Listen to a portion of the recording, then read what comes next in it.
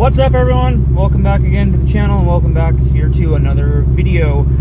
So I just wanted to hop on here. I have a few errands I need to run, get gas and a few other things, go for a drive, and wanted to just touch on a few things. One thing, because I've had people asking me why I decided to go with a third-gen Coyote 2022 platform instead of just waiting on the new S650 platform that's going to be coming out here by the end of summer, maybe. So I wanted to give my thought and input on that and why I chose this over waiting for the S650 GT or Dark Horse, either of them. It's just that whole platform as a whole. So I'm going to go ahead and touch a little bit on that, and then also my plans going forward for my 5.0 and what I plan on doing with this car within the next, I'd say, year or so. So something I just thought of, and correct me if I'm wrong if anyone is watching this, because this is not like information that I sourced, just information that I've heard, that the 2022 Gen 3 obviously is the only year that they made with the grabber blue. Is that true? I know the earlier year Gen 3, like the 18 to 21s, from what I was told, they did not offer the grabber blue. Now, I'm not sure about the 23s that are out, but I know the 23 Gen 3s aren't as mass produced as the 22s, because they're starting to transition over from the 23, the S550 platform, over to the S650 platform. So everything that I heard and been told, that 2022 is the only year of the grabber blue, which is pretty awesome, because I got the grabber blue and it's a new kind of grabber blue. As I said before, they threw like a flake in it or something like that, or I don't know, it's a much more prettier, I guess, grabber blue than what they've had in the past. So anyone that is watching this that has any insight on that, let me know, because I'd be curious. So before I bought this, I did a lot of thinking back and forth if I wanted to potentially hold out for the S650, whether that would be the Dark Horse or just the standard 5.0 GT Coyote. I was on the fence about maybe I should just hold out just a few months, but I didn't have a car for content, like my own personal car, because obviously I sold the GT500, picked this up a week later.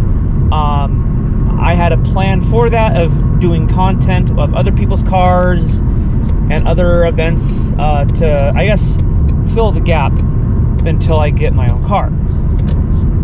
That was one reason why I didn't want to wait for the Dark Horse or just the standard S650 platform. The other was the uncertainty of the new platform. Obviously, the main thing that everyone is talking about, and has been for a while, so this isn't really news to anybody, but it's just giving my insight on everything. The fact that they're completely untunable. Now I know, like a lot of other cars in the past have had locked ECUs, and they're able to unlock them and not had any other issues. And that may be the case here with the new S650 platform, but we just don't know yet, and it's not even out yet. So I've also heard that they've made it harder to unlock these ECUs and trace what you do to the car, and I don't know. It's just, I don't have specific information. This is all hearsay.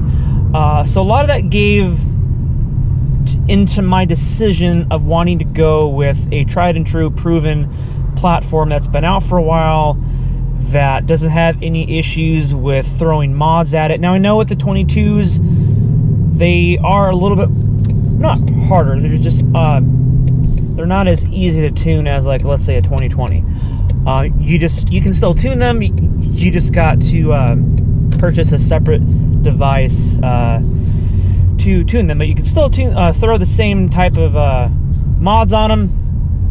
Like I said before, my first set of things I'll be doing with this is I'm going to go throw in a set of long tubes and a tune, probably from Lund or Palm Beach.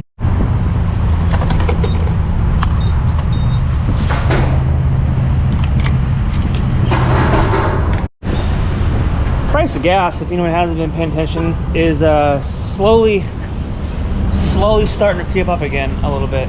Nothing like it was like 6 months ago, but it's starting to inch its way back up again. So who knows how high that'll itch back up again, but just something I noticed that you should pay attention to. Look at this guy.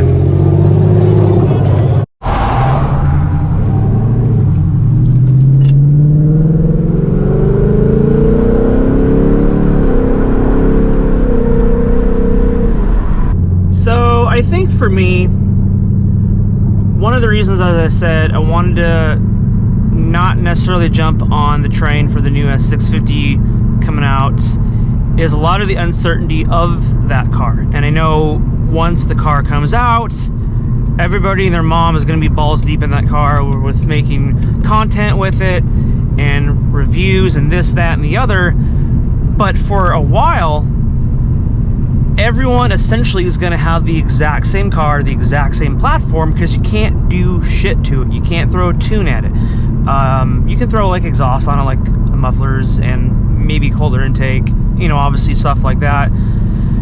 But you can't throw a lot of performance at it. So in regards to that, yeah, you'll have essentially a brand new platform, but in essence, it's just a revised, refreshed S550 platform. It's not, I mean, yeah, it's a S650, but compared to a 550, it's just a refreshed, revised version of what this car is, essentially. So, I mean, who knows how long it's going to be until you can throw a Palm Beach Dyno tune on it, or this, that, and the other. Now, I know from the factory, there is going to be, or has been said, that you could throw like a Whipple supercharger on it, a Roush kit from the factory, because there's approved companies that allow you to modify them and throw certain mods on them with certain blowers. But even with that said, I mean, I don't want to have to be limited to what I choose to put on my car. Even with that said, you're gonna have the same kind of blower, same kind of power, same pulley size, this, that, and the other as the very next person that got the exact same car. That's just talking the Coyote, the standard GT platform. Now, if you want to talk about the Dark Horse, now that the pricing platform came out for the Dark Horse and all the options that you add, when you add title and licensing for the bare bones Dark Horse, you're looking at like $60,000. Now, I know the Mach 1, you're looking at right around 60, 59, 60 to 61, 62 for a Mach 1, the standard, I guess. But when you throw in all the options that you get with the Dark Horse, and let's not even talk about the dealer markups on those things. They said they're not going to have a dealer markup, but I'm willing to bet that they are going to have them.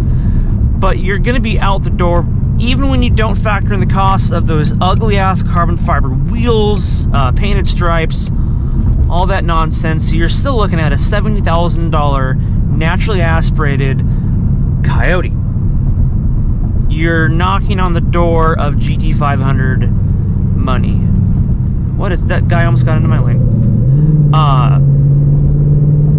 The price point of those for naturally aspirated aspects doesn't really seem appealing, especially when we're just not sure what we could do with those cars. Now, you got the GT350, that's obviously naturally aspirated.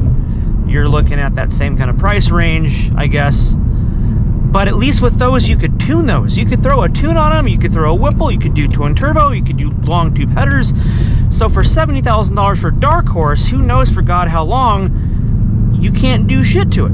So for that kind of money, you can't do anything. So for me, that's a reason why I decided, A, it's going to be a few months before I can get a car again. And because obviously, because of the channel, I'd like to have a car that I could start over with and make content with for the channel. 2, it's going to be a while, like I said, for the Dark Horse or the new GT platform. Untunable, at least for the time being right now. So I didn't want to wait for that. I'm not saying I don't want to go with a Dark Horse or a GT S650 platform down the road. I just want to see how those things pan out and give it a year. give it a year to see once they unlock the ECUs and other companies can throw tunes at them and mods. But I mean, with how things are going right now with the EPA and these new platforms coming out, who's to say they're not going to get more strict, and certain companies aren't going to be able to do what they've done in the past to cars like this car here, like the 18 to 23 Gen 3 Coyotes. This has been something, like I said, it's been out for a while, but it's my first S550 platform. I've had the S197 GT500. Before that, I had S197 V6. I had a couple new edges. So I'm new to the party with the whole S550 platform. It's new to me. But you can mod them, you could do certain things to them.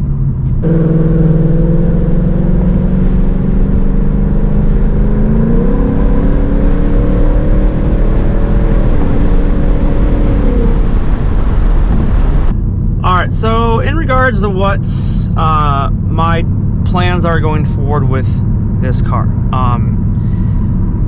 it's kind of refreshing that I'm starting over a whole fresh platform, because I got the GT500 after I did substantial upgrades to that car. I sat on the idea of starting a channel long after I threw the supercharger on it, bunch of other stuff.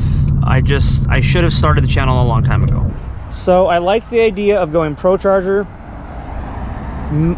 Reason number one, I've never had a Pro Charger. I've ran VMP blowers, I've had turbo setups on previous cars, not like a Mustang. I was in imports years ago, like probably back in high school. But I've had turbochargers, I've ran nitrous on cars, which I'm a big fan of nitrous, like I've stated in the past.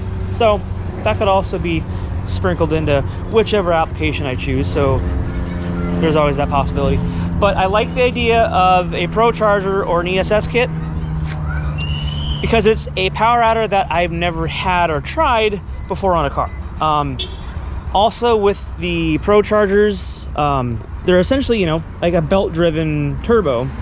They're more consistent with, you know, like, you're not going to have as much tuning issues, but I guess there's pros and cons, because with the turbo, you don't have to swap out pulleys, up the boost, down the boost. With the turbo, you could have different maps. You could, you know, have as many as you choose. You could have a 600 horsepower option. You could switch maps for like an 85 map. They're a lot easier to switch back and forth to certain types of settings, opposed to a supercharger option, whether that be a Whipple or a Pro Charger. You're gonna have to swap out pulleys and stuff like that. But the pros to it is they're just more consistent. So 700 to 750 range on 93 is what I'm looking for, and then from E85 in the low to mid 800 range on E85 is what I'm looking for out of this car as a daily driver.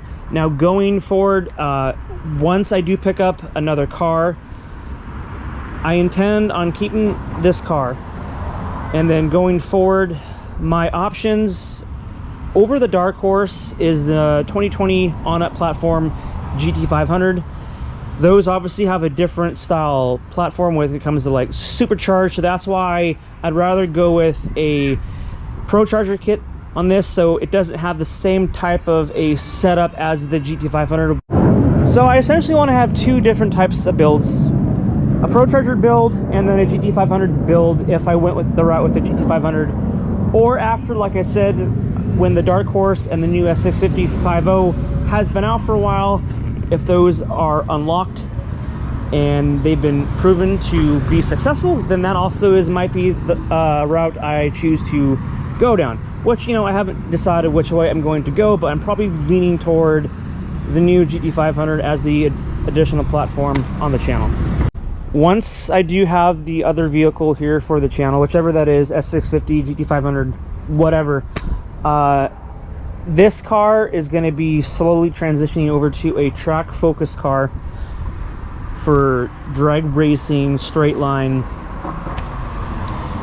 full cage. I don't know how crazy I intend to go. I'm not sure if I intend to go like Mustang mode, and his 2018. I don't know if that's gonna be how far I decide to go, but I mean, who knows? It just depends on the success of the channel and what I have at the time. But that is gonna be the main focus of this car once the second car is added to the channel and the platform, and what I decide to go from that point on. I say that because I want to get more into drag racing. I want to get back on the track. I will still take this thing on a track. I'll take it stock form with James, as I said. We're going to be taking our cars to the track to see what these things can do stock, and once we add headers and tunes and power adders like superchargers, nitrous, going from that point on, I just want to do more track focused content with this car. I didn't do a lot of that in the GT500 because I didn't want to beat the hell out of that car. The 10-speed autos in this things are tried and true. They're a fantastic platform for a straight line. So I'll be doing a lot more track focused content with this car, and then as I add another car to the channel, this is going to slowly transition to a track drag purpose-built car for the channel. But on that note, let me know what you guys think. Is anyone else that is watching this is in the same boat as me, and they just decided to hold off on buying the S650 Dark Horse or GT and purchase a new 22 or 23 Gen 3 Coyote for the exact same reasons as me? Or did you have some others? I'm curious, just let me know. So that's my stance. That's the reasoning why I chose to go with what I have and the future going forward plans here with the car. So on that note, I'm going to close this one out. If you guys are watching this, please do me a favor. Hit subscribe if you haven't already. Drop a like and a comment. And as always, I will catch you guys in the next one. See you guys.